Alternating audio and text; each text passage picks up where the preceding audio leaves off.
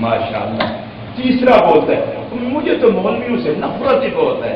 चौथा बोलता है फसाद ही सारा इनका है। मैं शाह साहब एक दिन गुजरा एक जगह से, तो दो बंदे आपस में लड़ रहे थे मौलवी पर।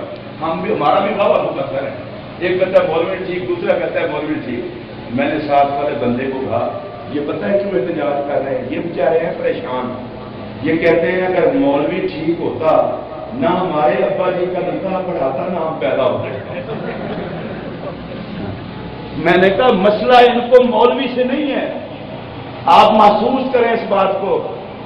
अगर गल्ला मंडी में कारोबार बंद करवाना हो तो गल्ला मंडी के ताजरों को बेईमान कहा जाता है।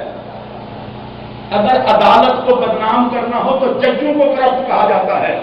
और अगर दीन मोहम्मद से बगावत करनी हो तो दीन के चौकीदारों को भौंका जाता है। आपको पता नहीं है ये तो दीन के आलम के खिलाफ आवाज और ये जहर का रस छोड़ा जा रहा है। ये रसूल के खिलाफ नहीं, ये कोई शैतान है जो हमारे कानों में आवाज गूंज रहा है। इसलिए कि अजान देने वाला, खुतबा पढ़ने वाला, जनाजा पढ़ाने वाला, निकाह पढ़ाने वाला, कुरान पढ़ाने वाला और या रसूल अल्लाह के नारे लगाने वाला अगर मुआशरा ये समझे ये ठीक नहीं तो फिर ठीक कौन होगा?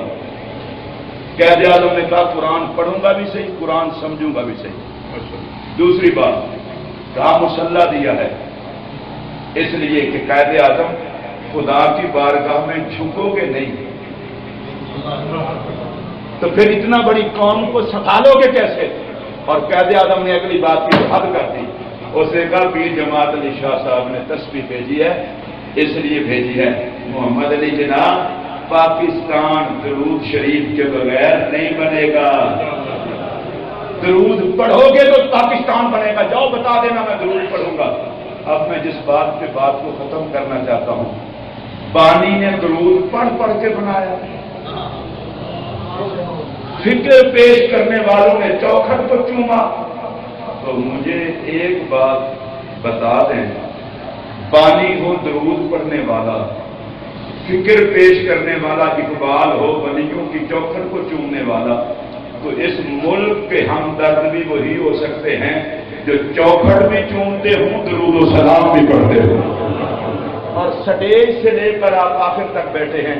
अब मैं आपसे ये तारीफ लेना चाहता हूं। मुझे बताओ, हाथ खड़ा करके बताना है खुदा को गवाह बना के, वलियों की चौखट को चूमने वाले और दरूद व सलाम पढ़ने वाले पूरे पाकिस्तान में कौन है? अहले सुन्नत यार, इस पे आप मजूस हैं। कौन है? बोलो कौन है? हाथ खड़ा करके बोले कौन है? कौन है? दरूद व सलाम पढ़ने वाले कौन है? बुजुर्गों की चौखट को चूमने वाले कौन है? मैं अपनी हुकूमत की एजेंसियों से और इदारों से और इक्तिदार बांटने वालों से ये गुजारिश करना चाहूंगा, इस मुल्क में अगर अमन चाहते हो, ये मुल्क उनके हवाले कर दो जिनको बुजुर्गों की चौखट चूमना भी आती हो, मोहम्मद अरबी पर दरूद व सलाम पढ़ना भी आता हो। और बातें तो मैंने बहुत ज्यादा की है। एक बात ये भी करूंगा, मियां साहब और मोहतरम chief of army staff general Qamar Bajwa साहब, मैं आपका बहुत इज्जत से नाम लेता हूं।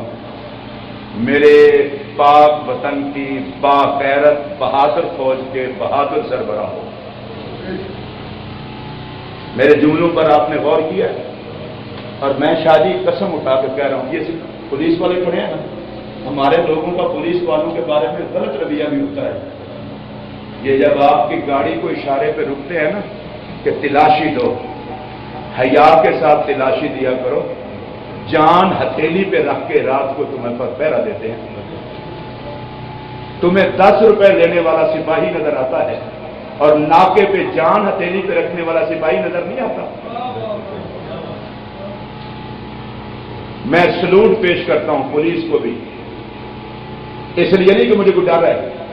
जब रात को जब खतरा होता है, उस गाड़ी में बम भी तो हो सकता है। 10, 15, 20 हजार रुपए तनख्वाह लेने वाला, जब वो पुलिस मैन, वो भी तो किसी बेटी का बाप है, वो भी तो किसी बेटे का बाप है, किसी बहन का भाई है। اس کے گھر میں بھی اس کی بیوی انتظار کرتی ہے، ماں انتظار کرتی ہے. مجھے بتاؤ نا، چیئرنگ کراس پہ ڈی اے جی راتوں رات بندہ بن جاتا ہے؟ ماں باپ کا اکلوتا بیٹا، اس نے جان ملک کی خاطر نہیں دی. اور جو ایس ایس پی تھے گونڈل صاحب اور قائم مقام ڈی اے جی تھے، یہ ڈی اے جی کو راتوں رات بن جاتا ہے.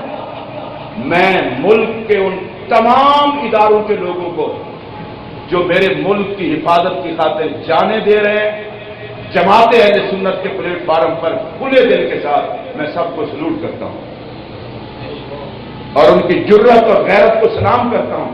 لیکن میں اس کے ساتھ ان سے بھی گزارش کرتا ہوں، مصلحت کس بات کی؟ اگر تم امن کی خاطر جان دے دیتے ہو تو دہشت گردوں کی امن کی خاطر جان لے بھی لو.